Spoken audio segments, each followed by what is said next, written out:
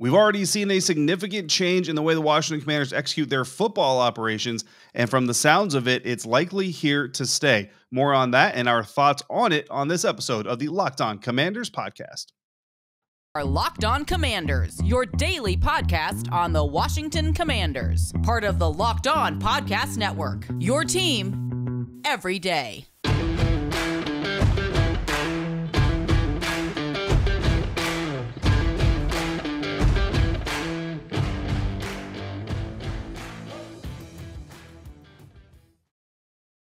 Welcome in, Commanders fans, to the Locked On Commanders podcast, part of the Locked On Podcast Network, your team every day. We are your daily podcast covering the Washington Commanders, free and available on all platforms, including YouTube and the new WUSA 9+ app. Your CBS affiliate in Washington, D.C. has a new streaming app that is a game changer for local news and sports in the DMV. Just download the WUSA 9+ app now from your Roku or Amazon Fire TV stick. We thank you for making us your first listen or your first view of the day. I am David Harrison, covering the Commanders for Sports Illustrated's Commander Country, and my co-host Chris Russell, the Rooster, one half of the Russell and Medhurst show on the Team 980, joining us from the Team 980. Find Chris and Pete there Monday through Friday, 3 to 7 p.m. Eastern Time, or anytime along with this show on the Audacy app. When we're not there or here, we're on Twitter at dharrison82, at Russellmania621, and at LO Commanders.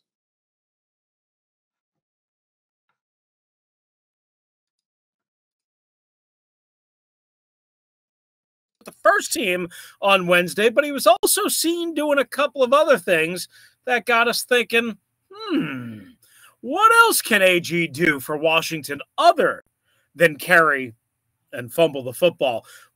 We'll answer that shortly, but first, coordinator Scott Turner called his offense from the field on Saturday. And it sounds like that's going to be something that the Washington Commanders are going to try out for this season. Both Ron Rivera and Scott Turner talked about it earlier this week, David.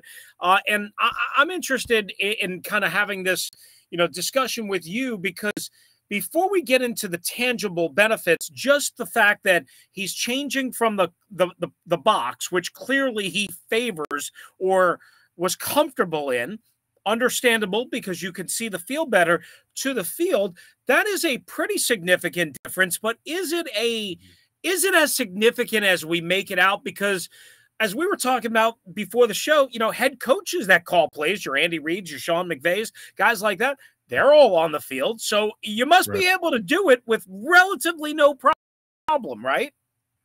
I mean, again, it's a stylistic thing. It's a theology thing. Some people are going to feel more comfortable in one method or the other, and some people are going to feel more comfortable, doing the opposite. I think the important thing really is to figure out what works best for you, your quarterback, your offense, from a systemic standpoint, versus what you are more comfortable with as the offensive coordinator. Like, sometimes as leaders and coaches fall victim to this too. Sometimes we kind of get into the habit of that's the way we've always done it. And just because you did that with, Taylor Heineke, Ryan Fitzpatrick, Alex Smith, whoever, going back all the way through your career, doesn't mean that's how you should do it with this new guy. And they talked a little bit about why this decision was made in recent days. And it sounds like it's basically made with a good mindset moving forward. So whether anybody agrees with it or disagrees with it, the key isn't whether any other person would do it this way. The key is whether or not it is successful and gives them the best chance to be successful. And as long as that's why they're doing it, then, people shouldn't have a problem with it. I mean, I'm all about trying to make Carson Wentz as comfortable as you can. There's been a lot of, talk about his fragile psyche, if you will, his ability to handle constructive criticism from coaches. So whatever works best for him, as far as I know, every NFL coaching situation that he's had, both from Doug Peterson and then Frank Reich, exactly, both in Philadelphia and Indianapolis, those guys have been down on the field with him, right? So whatever is comfortable for him.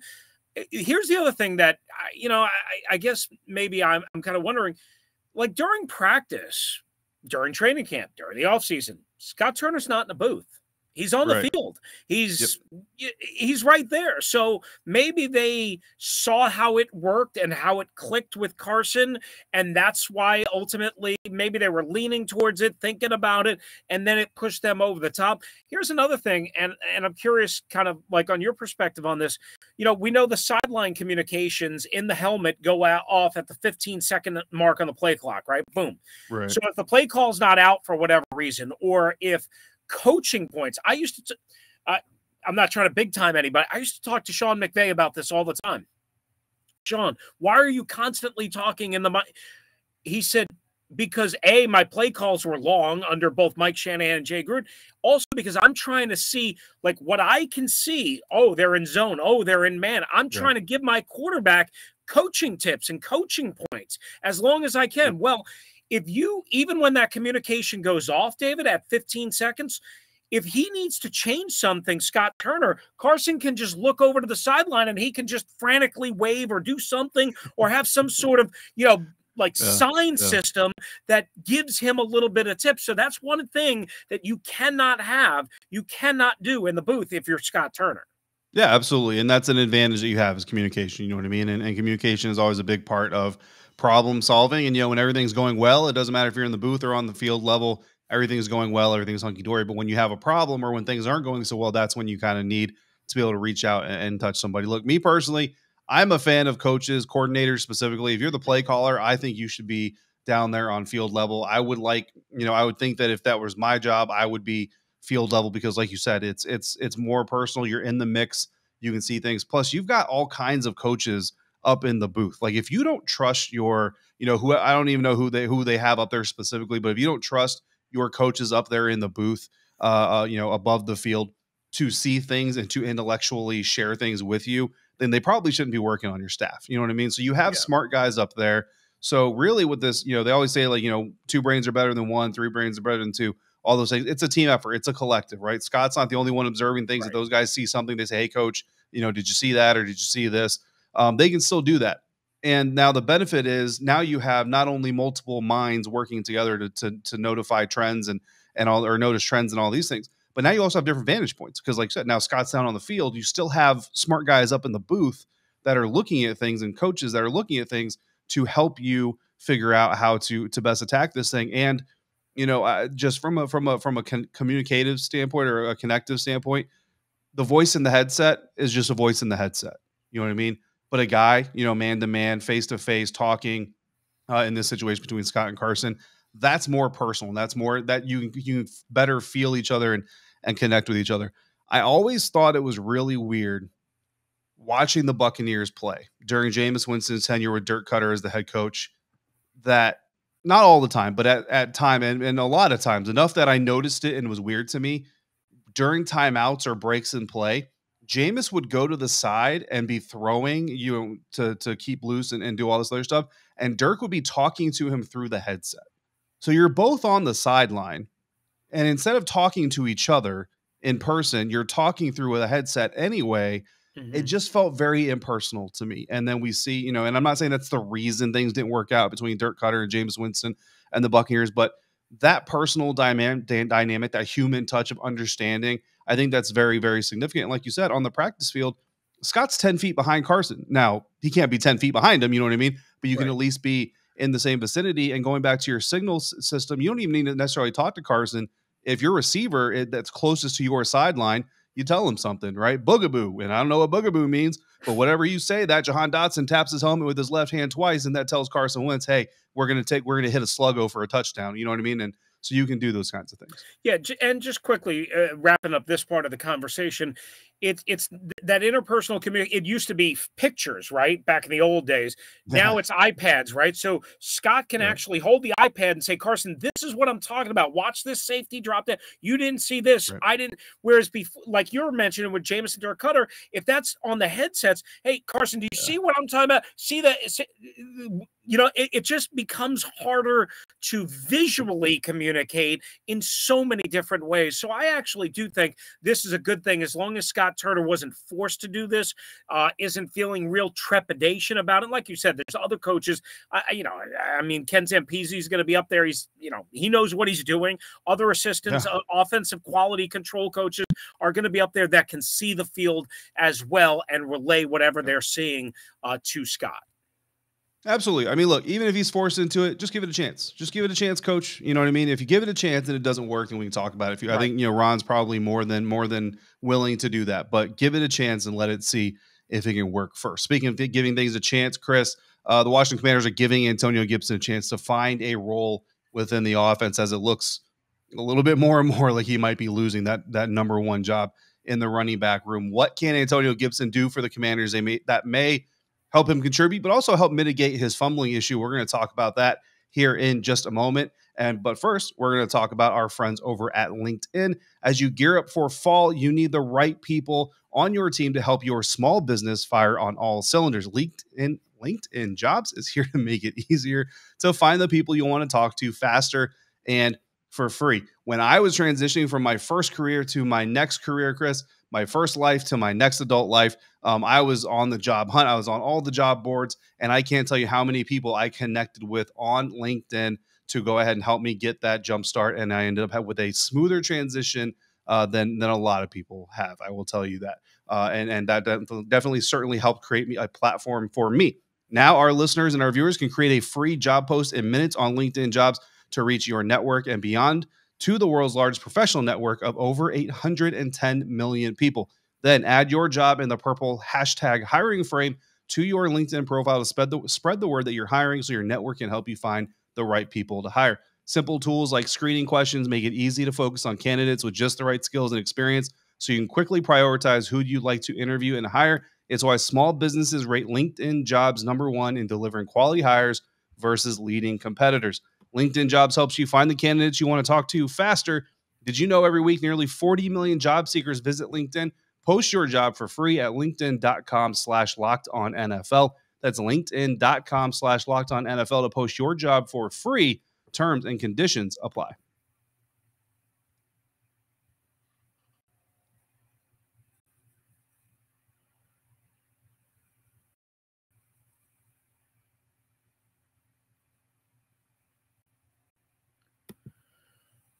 All right, once again, thanks for making us your first listen and your first view each and every day. We are part of the Podcast Network, your team every day. However you play, get the latest NFL fantasy draft tips from Locked On Fantasy Football and Locked On Dynasty. Plus, starting August 22nd, we're bringing you daily top 10 lists for Fantasy Draft Week. It's Locked On Fantasy Football and Locked On Dynasty, available on YouTube and wherever you get your podcasts. All right, David, we're going to get into this coming up. Did the NFL get it right in 2022 with the top 100? That in a moment. But right now we discuss the burning question really in all of Commander land, and that is the short-term and long-term future of Antonio Gibson. So once again, you were at practice on Wednesday, and I know you saw some different things that has everybody going, okay. Yeah, so I mean, first and foremost, Antonio Gibson got some reps with the ones, and I think that's what was kind of expected. A lot of people talking about, was the reps with the threes a message? Was that just a message to Antonio Gibson from the coaching staff saying, hey, dude, you got to lock this up. You got to lock it down. You got to get better at this. You're running out of runway here. And I think for the most part, I think everybody out there agrees that it absolutely was a message to Antonio Gibson. Coach Rivera was asked about it after practice on Tuesday and said that both Brian Robinson and Antonio Gibson had gotten reps with the ones, the twos, and the threes. But I can't find a single person out there who remembers seeing Antonio Gibson take a rep with anybody but the ones until this week. So that's very significant. Now, while AG was back with the ones, and then, that's where you guys work now, Brian got some work there. JD obviously got some work there as well.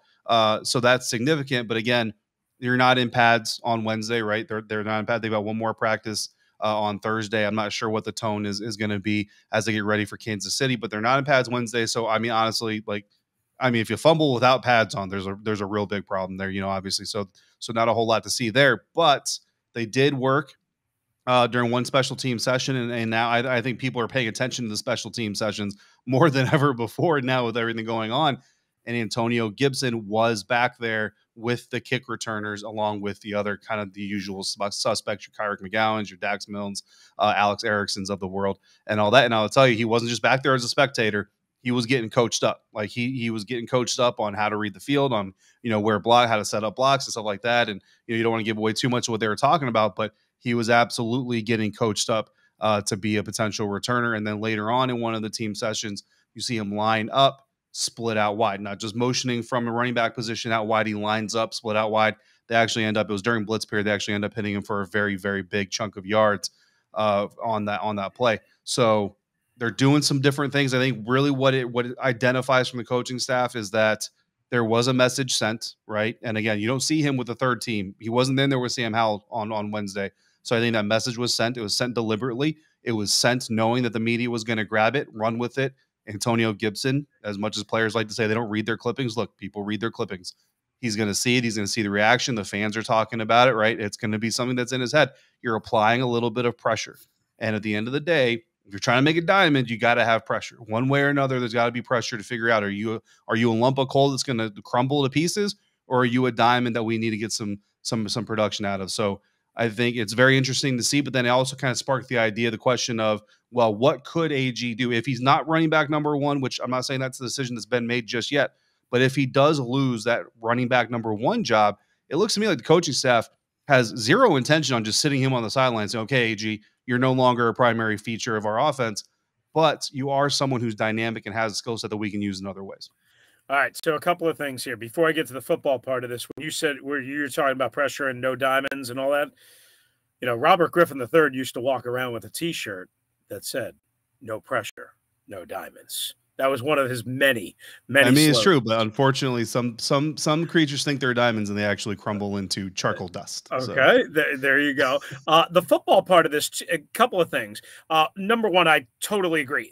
Look, Antonio Gibson's going to have a big role on this team still, or at least a role. I don't know how big it will be because it will really depend on his ball security. But a couple of things. Yeah. One, at Memphis, when he was a natural wide receiver and not a running back, David, he also was a kick returner. As a matter of fact, I think he had a 97-yard kickoff return or a 96-yard kickoff return that I remember watching in the draft process, and especially after they took him. I think that was his only one, but I would have to double check that. Maybe he had another one that I'm not remembering, but we know he can do that, number one. The other thing that struck me, saw what you guys were talking about at practice today is, A, they're looking for additional ways to use him. B, remember how and you were on special assignment Saturday, but I was there at the press conference at FedEx Field. The first thing Ron said, not totally unsolicited, but Ron, general view of the game, he was pissed off at how many kick returns fell short of the 20. I believe it was 3, 2 by Kyrick McGowan and 1 by Alex Erickson. I believe it was 3 of them. That's what I remember. Maybe I'm wrong, but that's what I remember. And if I'm remembering that correctly, he's like, well, wait a second. Kick returns are kind of diminished, but I got this guy, and yes, he's got ball security issues, but I need him to go straight ahead. And maybe the best way that I can teach him the value of going straight ahead and not dancing and not moving around and not sliding and just get production out of him and hopefully build his confidence back and help my team, because the other guys made dumb decisions, is on kick return is what he wanted to say in English. So maybe there's a dual message here being sent. Hey, dude, we got to wake you up. You were on punt protection earlier this week, right? We've got to find a way for you to really snap out of this, because we have lost faith. We have lost confidence, but we can't lose you. And there's a difference between losing faith and confidence and diminishing one's role and sending messages versus completely losing somebody. They do not want to lose AG, who obviously has been a very productive player for them, but they've got to figure this out. And I give credit to this staff and to AG, but credit to this staff for being creative and not saying, it's no big deal, no problem. Yeah, no, absolutely. And I think the staff should get credit for that, because remember, they're doing this in the middle of training camp. This isn't something that was planned. This isn't something that was on the schedule. You know what I mean? They're trying to take a team that's won back-to-back, 7 games in back-to-back seasons, missed the playoffs, disappointed, they've got all this stuff going on around them, and they're trying to now do this in the midst of it while teaching a quarterback a system and a scheme that he's never operated before. This isn't just, kind of a ho-hum, like Madden, okay, I'll just put AG in kick return.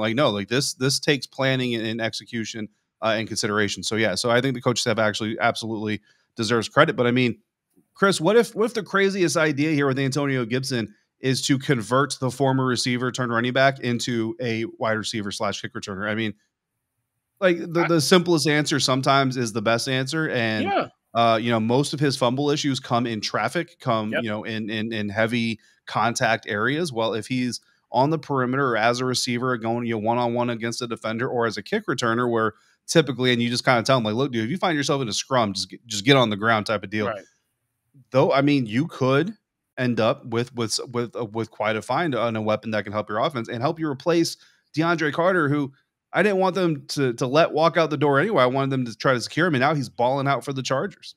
Yeah, the only thing I would worry about is sometimes as a receiver and also a kick returner is you tend to kind of shift, juke, whatever to try and get extra yardage, and that seems to be what they feel is contributing to Antonio Gibson's fumbling problem. So, something to keep in mind. But and then the other thing real quickly is, what you're basically describing is essentially a gadget player, right? A guy. Okay, but you already have one that you've paid a lot of money to in Curtis Samuel. So how many gadget players can we have on this team? Just some things to keep an eye on. And we will, of course, keep talking about this and monitoring, and we'll see who starts and who plays first on Saturday. My hunch is that you'll see Brian Robinson before Antonio Gibson, whether J.D. McKissick or Robinson starts. That's my hunch. More on that tomorrow. Yeah, absolutely. Right. We're talking about that tomorrow. We'll get into that. Absolutely. All right. One more practice before the Washington Commanders head to Arrowhead Stadium in Kansas City. We'll have final observations for the week from that on tomorrow's episode. Plus, we'll talk about the Antonio Gibson situation. But before we discuss all that, we have an important message for everyone watching and listening about drunk driving. And this is, of course, life and death and serious. You're hanging out with some friends and putting back a few drinks. A few become a few too many, right? As the evening comes to an end, people start to head out, and you think of calling for a ride. You live nearby. What can happen? You can make it home okay. It's no big deal. What are the odds you'll get pulled over anyway, right? You think to yourself and you say, what could happen to me? And even so, what's the worst that could happen to you? Your insurance goes up, you lose your license, you lose your job, you total your car. How about you kill somebody? Everyone knows the risks of driving drunk. The results are tragic and often deadly. However, it still doesn't stop everyone from getting behind the wheel when they shouldn't while they're under the influence. That's why police officers are out there right now looking for impaired drivers on our roads to save lives and to keep you and your fellow drivers and pedestrians safe. So if you think you're okay to drive after a few drinks, guys, don't get drunk. Think again, play it safe, and plan ahead to get a ride. It only takes 1 minute to change your life. It's worth the money and change someone's life forever. Drive sober or get pulled over.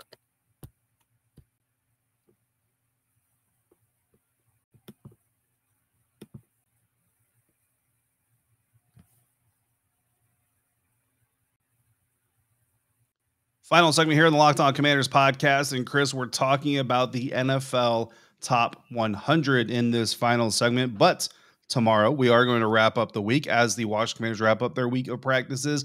We're going to drop some of our expectations and, you know what, maybe a bold prediction or two. I mean, you already kind of dropped one anyway. We might drop a bold prediction or two heading into Kansas City, what we want to see in this quote unquote dress rehearsal as it is expected to be. But as much as we don't know what's going to happen Saturday, we can actually kind of predict the future, Chris, on what's going to happen with the rest of the NFL Top 100 yet to be revealed as of this moment.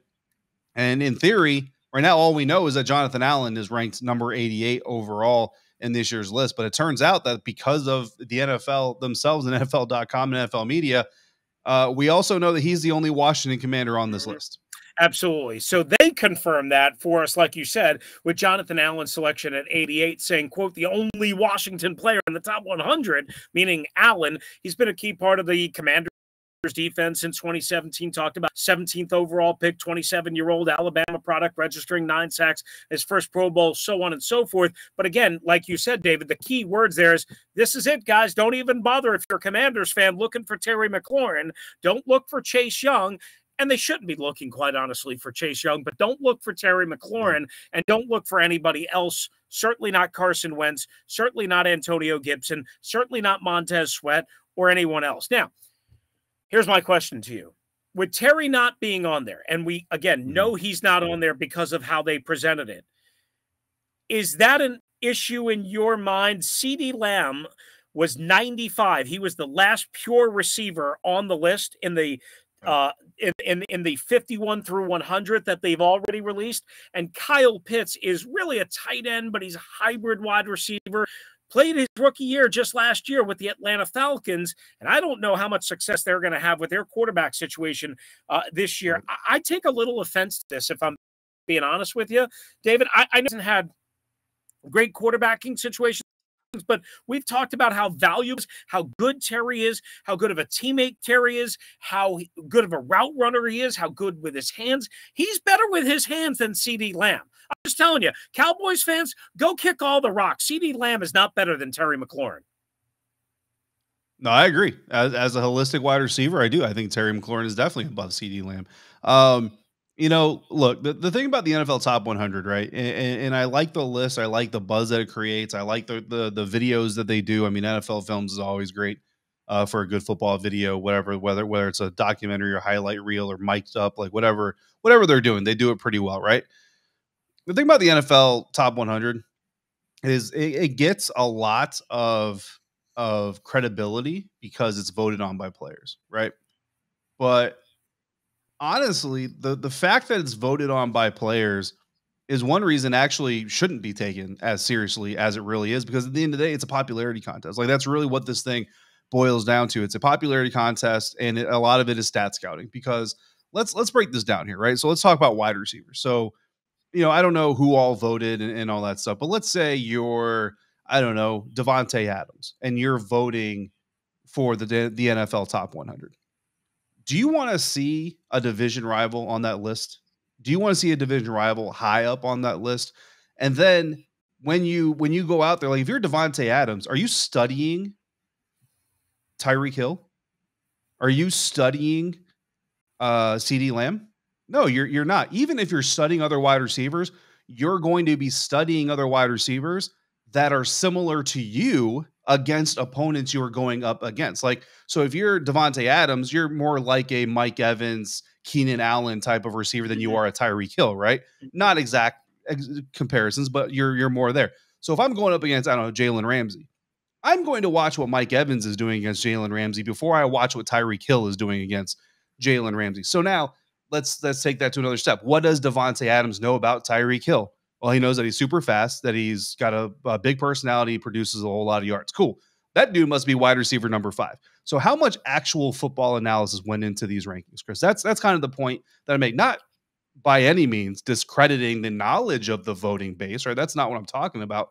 But what I'm talking about is the actual time spent evaluating this list when people are voting. It's an entertainment mechanism. That's what it's meant to be there.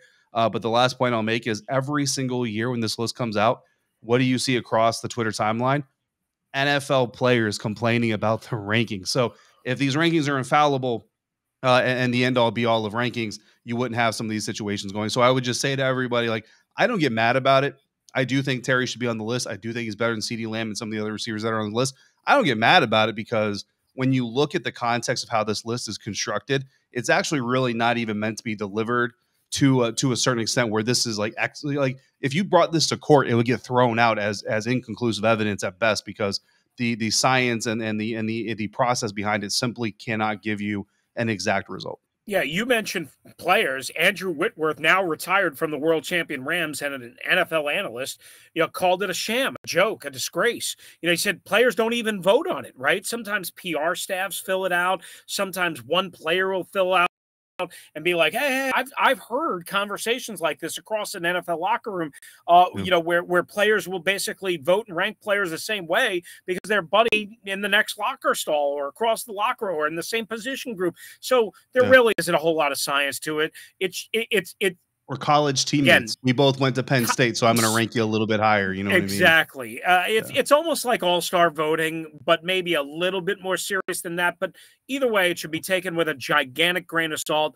We know Terry McLaurin is really good. Next year, maybe you'll see Terry McLaurin. Maybe you'll see Montez Sweat. Maybe you'll see Jamin Davis there. I doubt it. I was looking to make your eyes go, oh, and I think you were so stunned that you didn't give me the reaction. I'm going to keep my internal response to myself. All right, maybe we can get back into more of that, but we are out of time on this edition of the Locked On Commanders podcast. Again, we thank you guys for making your first listen and your first view of the day. As David mentioned, we'll be back with one more final episode before the Commanders head to Arrowhead Stadium in Kansas City. Kendall Fuller's return to a place where he won a Super Bowl championship. We will talk about that, plus what we hope to see in that particular game on our final episode of this week. If you want to hop in, it's 301-615-3577 on the voicemail line, or Locked On Washington Commanders at gmail.com. For David Harrison, who's covering the Washington Commanders for SI.com's Fan Nation, I'm Chris Russell. If you're out and about, please be safe. Be kind to one another. Remember the message that we just imparted on you. Don't dare do anything silly like that. Drive sober and avoid getting pulled over and doing something you regret. And thank you for joining us right here on the Locked On Commanders podcast.